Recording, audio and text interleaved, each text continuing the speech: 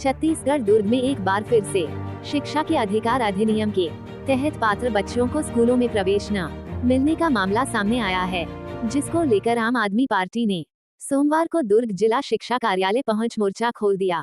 आपको बता दें, आम आदमी पार्टी के सैकड़ों कार्यकर्ता जिला शिक्षा अधिकारी के चेंबर के सामने धरने पर बैठ गए। इस दौरान कार्यकर्ताओं के साथ कई पीड़ित अभिभावक भी पहुंचे, जिन्होंने आरटीई के तहत आवेदन किए थे, लेकिन उन्हें बिना उचित कारणों के अस्वीकृत कर दिया गया।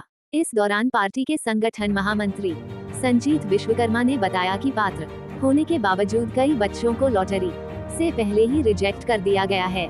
जिन भी कारणों से रिजेक्शन हुआ, उनका सत्यापन भी कराया गया है और पाया गया कि वे कारण उचित नहीं हैं। उन्होंने आरोप लगाया कि शिक्षा विभाग लगातार टालमटोल कर रहा है और पिछले 2 महीनों से कोई संतोषजनक जवाब नहीं दिया गया है। उन्होंने ये भी कहा कि जिला शिक्षा विभाग आरटीई के तहत घूस लेकर एडमिशन की प्रक्रिया चला रहा है।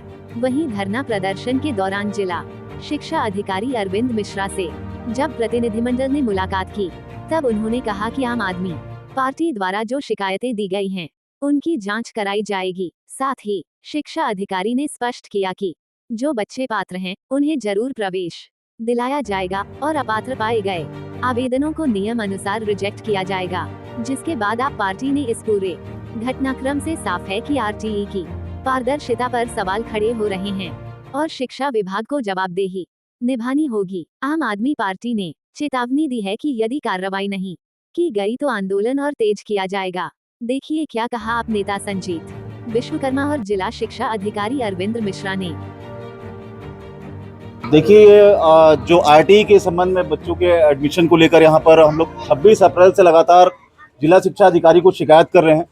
इन शिकायतों में बहुत सी ऐसी दुर्भावनाएं और विसंगतियां हैं, जो कि जो आरटीई के मामले में जो लॉटरी से पहले कुछ फॉर्म को रिजेक्ट किया गया है, उसमें जो कारण बताए गए हैं, उसे हमने वेरीफाई किया है और वेरीफाई करने के बाद उसे सही पाया गया है कि वो रिजेक्ट करने के योग्य नहीं है। फिर भी उसके बाद में 2 महीने तक जिला शिक्षा अधिकारी की ओर से कोई कार्रवाई नहीं हुई। 2 महीने हमें लगातार घुमाया गया कि आपका अब हम जवाब देंगे, कल जवाब देंगे, परसों जवाब देंगे। 13 तारीख इन्होंने लास्ट फिर जवाब दिया था कि 13 तारीख को हम लोग आप लोगों को क्लियर कर देंगे। लेकिन जब भी यहाँ आते हैं तो फिर जांच का हवाला देके हम लोगों को बेवकूफ बनाते हैं, हर बार घुमाते हैं। आज शिक्षा का ये जो अधिकार के नाम से एक जो आरटीई का जो लोगों को भ्रम फैलाया गया लोगों के मन में कि आरटीई से लोगों को एजुकेशन मिलेगा, ये बिल्कुल झूठा साबित होता हुआ नजर आ रहा है। एक ही जैसे 2 मामलों में एक बच्चे का एडमिशन हो जाता है, एक बच्चे का एडमिशन नहीं होता है। इससे तो ये बात बिल्कुल स्पष्ट हो जाती है कि यहाँ पर जो अधिकारी हैं, चाहे नोडल अधिकारी हो, चाहे जिला शिक्षा अधिकारी हो, चाहे यहाँ के जो भी कर्मचारी हैं, वो पैसे की खुली रिश्वत ले रहे हैं और रिश्वत लेकर ही लोगों को एडमिशन करवा रहे हैं। ये बहुत ही बड़ा भ्रष्टाचार यहाँ पर स्पष्ट खुलकर दिखता हुआ नजर आ रहा है।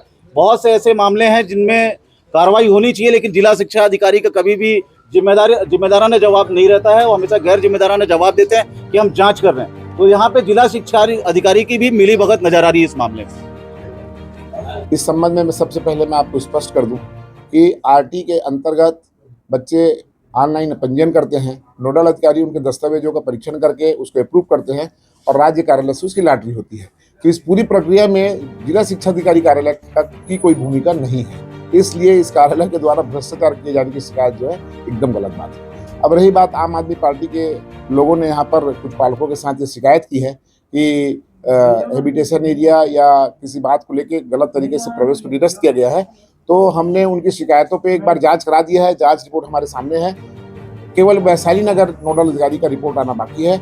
इसके अतिरिक्त इन्होंने अभी कुछ और अलग से आवेदन पत्र दिए हैं। उन आवेदनों का परीक्षण किया जाएगा। यदि वो आरटी की सेवा परिधि में आते हैं तो उनका एडमिशन होगा, नहीं आते हैं तो नहीं होगा। और एक बात मैं आपको स्पष्ट बता दूं कि कोई बच्चा यदि पात्र है तो उसके साथ अन्याय नहीं होगा, उसका प्रवेश जो है यथावत रखा जाएगा। अपात्र बच्चों का यदि उनके दस्तावेज शासन के निर्देश के अनुरूप नहीं है तो किसी भी हालत में वो दस्तावेज के आधार पर, गलत दस्तावेज के आधार पर वो सही नहीं माने जा सकते। तो हम पूरी कोशिश करेंगे कि बच्चों के साथ न्याय हो और इसके लिए हमने सोमवार को इनको बुलाया है। सोमवार तक इनको हम जांच रिपोर्ट देंगे।